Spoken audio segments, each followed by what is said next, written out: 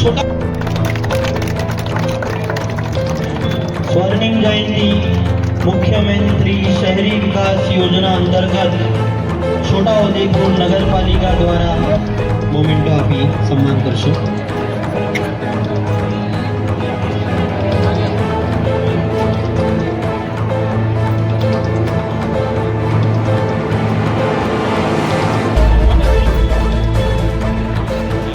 आगे चलो तो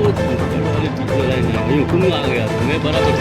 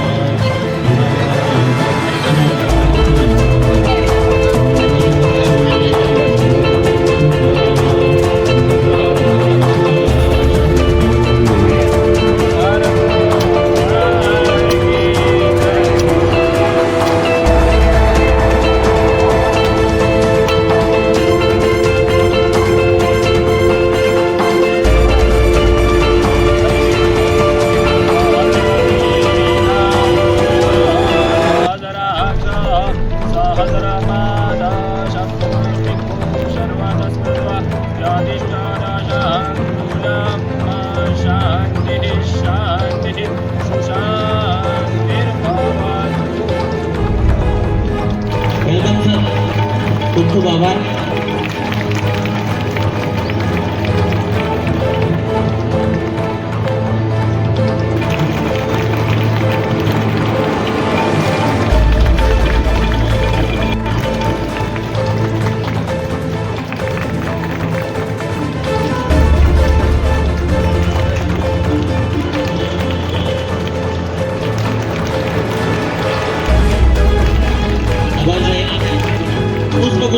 स्वागत करवा माटे आज छोटाउदेपुर नगरपालिका विस्तार में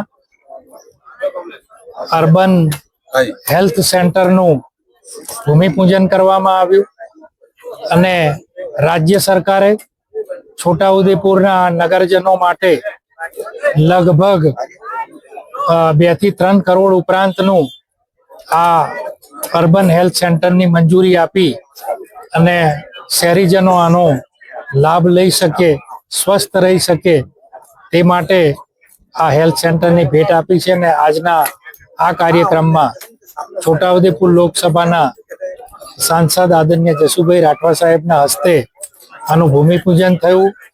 तेमां नगरपालिकाना सौ सभ्यो अने विशेष आनंद आज मने ए वातनो हतो के छोटाउदेपुरनो मुस्लिम समाज सहित सर्व समाजना आगेवानोए आ भूमिपूजनना कार्यक्रममां हाजरी आपी छे।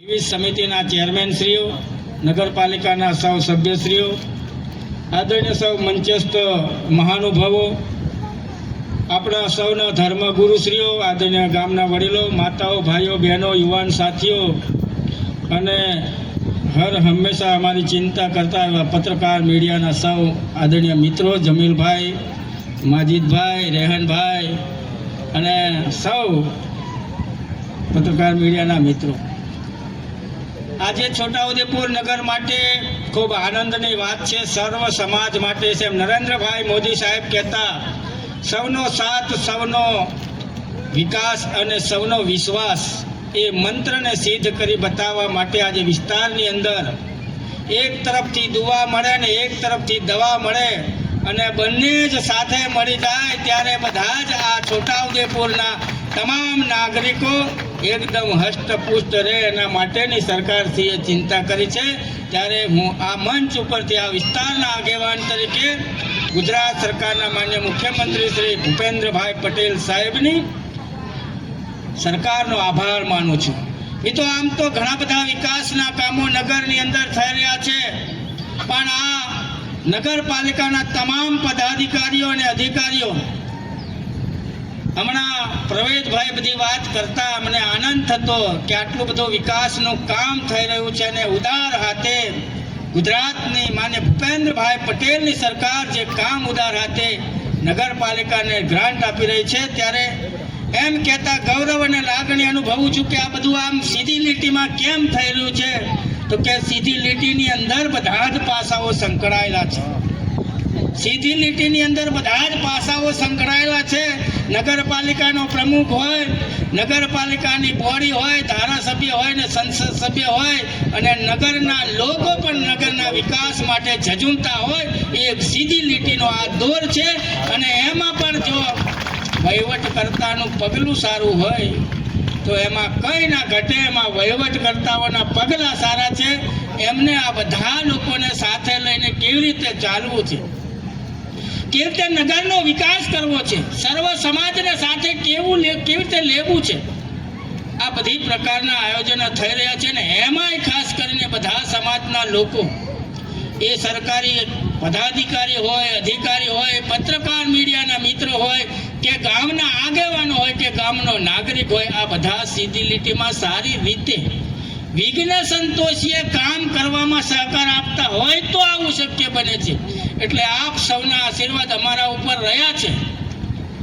અમે તમારા ઉપર કોઈ શંકા કરતા નથી, પણ આપણે તમારે સૌને વિનંતી કરું છું કે આગેવાન તરીકે હું હમણાં કેરાલાના પ્રવાસે ગયેલો અને ત્યાં જઈને મને એવું જોવા મળ્યું કે આ જેવું કેરાલાનું કોચીનગર છે એવું મારું છોટાઉદેપુર કેમ ન થાય, એવો એક મને અંદાજ આવ્યો. ત્યારે હું ત્યાં જે ગાડીના ડ્રાઈવર હતા એ આ ભાષા નહોતા બોલતા, પણ ખૂબ વિનંતી કરી ત્યારે એ ભાષા બોલ્યા. હિન્દી ભાષા એટલે ઇંગ્લિશ તો આપણને ઓછી સમજણ પડે અને મલયાલમ પણ ઓછી સમજણ પડે. એટલે મેં કીધું કંઈ ભયલા હિન્દીમાં વાત કરતો. એણે કીધું કે આ નગરની અંદર જે કોઈ લોકો કચરો ફેંકે અને કચરાને શહેરને સ્વચ્છ રાખવા માટે શું યોજના છે એવું મેં પૂછ્યું. ત્યારે એમ કે જે લોકો અહીંયા કચરો ફેંકે અને એનો ફરિયાદી જે હોય એ વિડીયો બનાવીને મોકલે તો જે કચરો ફેંકનાર છે એને દંડ કરે અને એનો દંડ છે ને એની અડધી રકમ વિડીયો બનાવનારને મોકલવામાં આવે છે અને એને પોલીસ પ્રોટેક્શન કરે છે. એટલે આ નગર સાફ સુથરું રહે છે, આવું મને કીધું. એટલે મેં કીધું આટલું બધું તો અમારાથી વેઠાય એવું નહીં, પણ મેં પણ બધા નાગરિકોને વિનંતી કરું છું કે આપણે કેરાલા નથી બનાવવું, પણ થોડુંક સુધર અને સારું નગર બને, સ્વચ્છ નગર બનાવીએ તો એના માટે નગરજનોની જરૂરિયાત, એમના આપણને મદદરૂપ થવાની જરૂરિયાત. કારણ ઘણી વખત આપણે એવું નથી કરતા. મને પણ પહેલાં એવું થતું હતું કે આપણે પણ ચોકલેટ ખાતા હતા ત્યારે કંઈ ને કંઈ નાખી દેતા હતા. પણ એક વખતે હું જોયેલું તો